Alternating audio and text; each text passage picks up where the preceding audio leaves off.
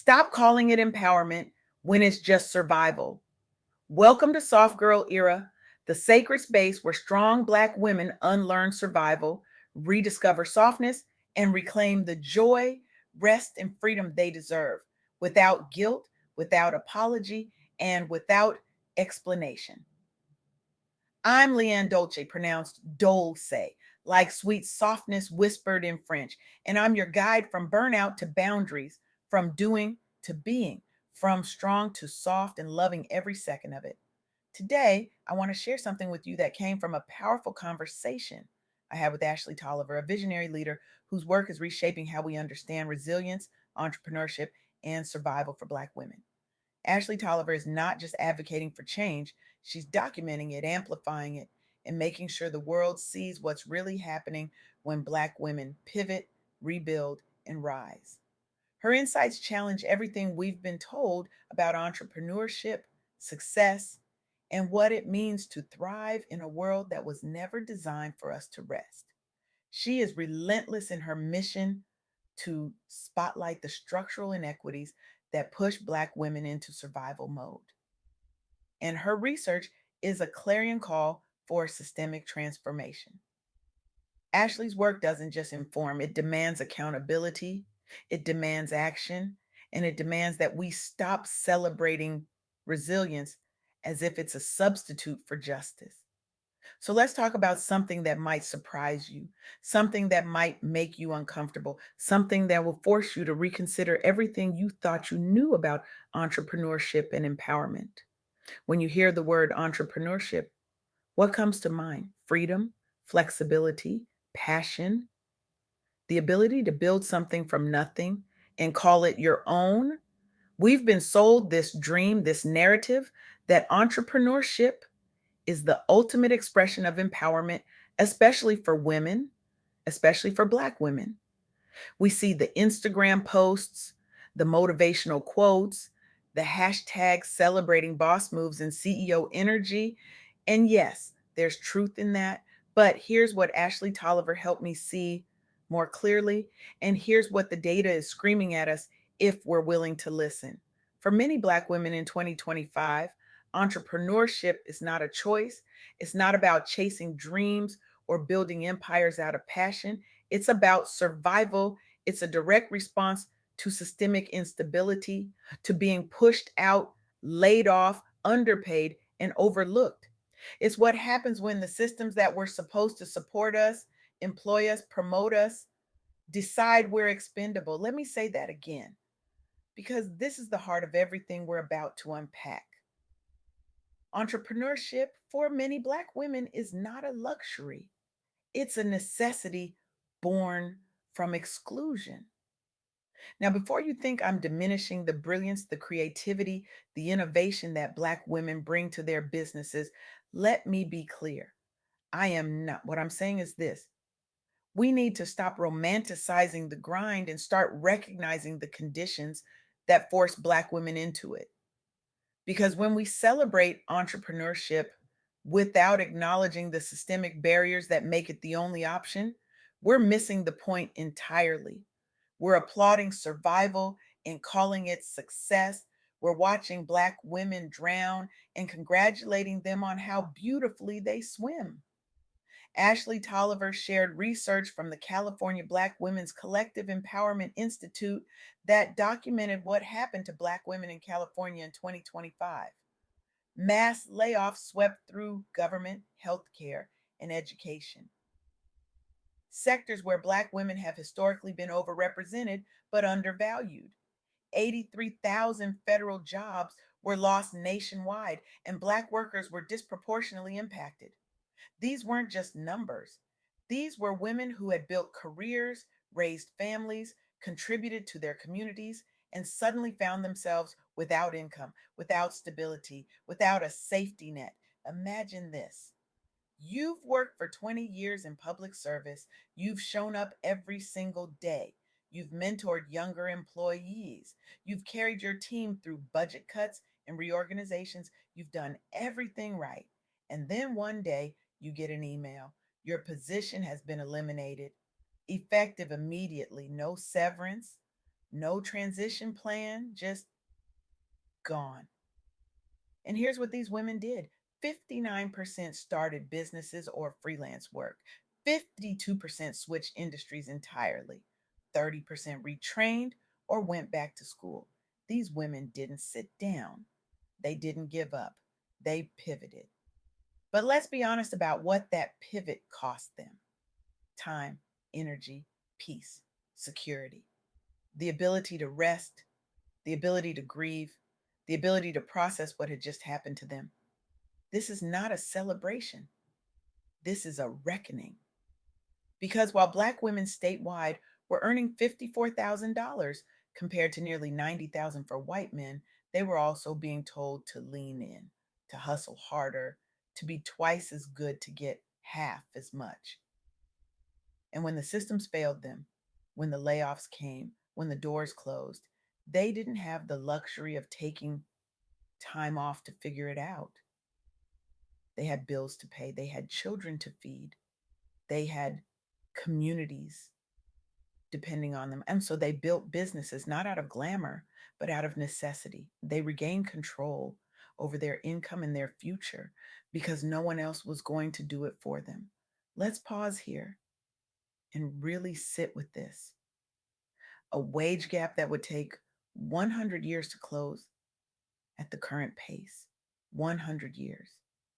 That means the granddaughters of the women experiencing this injustice today will still be fighting for pay equity. That means we are asking generations of Black women to accept less, to work harder for less, to build empires on foundations of inequity and call it progress. Now, let's talk about what the research from the National Bureau of Economic Research tells us. Fewer than 10% of entrepreneurs are Black. Black founders face higher failure rates, lower access to capital, and discriminatory deal evaluation processes. Black borrowers expect rejection more often and are charged higher interest rates. Even when Black owned startups succeed, even when they demonstrate strong exit rates, even when they outperform their peers, the barriers remain. The wealth gaps, the lack of inherited business experience, the stereotypes, they all compound. They create a system where Black women have to be exceptional just to be considered adequate, where they have to work 3 times as hard to access half the resources, where their brilliance is questioned, their competence is doubted, and their worthiness is constantly on trial. And yet, Black women keep building, they keep innovating, they keep showing up, they keep believing that if they just work a little harder, if they just prove themselves a little more, if they just sacrifice a little longer, the doors will open. But here's the truth that no one wants to say out loud: the doors were never designed to open for them. The system was built to keep them out. And when they break through, anyway, when they kick down those doors and build their own tables, we call it empowerment. We call it inspiration. We package it into motivational content and sell it back to them as proof that the system works. But the system doesn't work, not for Black women, not when they're being laid off at higher rates, not when they're earning $36,000 less than their white male counterparts, not when they're denied loans, overlooked for promotions, and excluded from networks that could change their trajectory. The Economic Policy Institute reported sharp declines in employment for Black women in professional and business services, government, and healthcare in 2025. Black women's employment to population ratio declined. Layoffs were concentrated in sectors where they were overrepresented but undervalued. These were not industries on the fringe. These were foundational sectors: healthcare workers who kept us alive during a pandemic, educators who shaped the minds of the next generation, public servants who ensured our communities functioned. And when budget cuts came, when restructuring happened, when leadership decided who was expendable, it was Black women who were shown the door first. And the adversity, as painful as it was, catalyzed a wave of innovation and self employment. Black women built new business models. They adapted to changing markets. They advocated for policy change. They strengthened their economic agency. They turned their pain into purpose, their layoffs into launches, their exclusion into entrepreneurship. But let's not confuse strength with ease. Let's not confuse resilience with justice. Let's not mistake survival for thriving. Because what Ashley Toliver and the research make devastatingly clear is this: Black women are not thriving because the systems are working. They're thriving in spite of the systems. They're rebuilding because they have no other choice.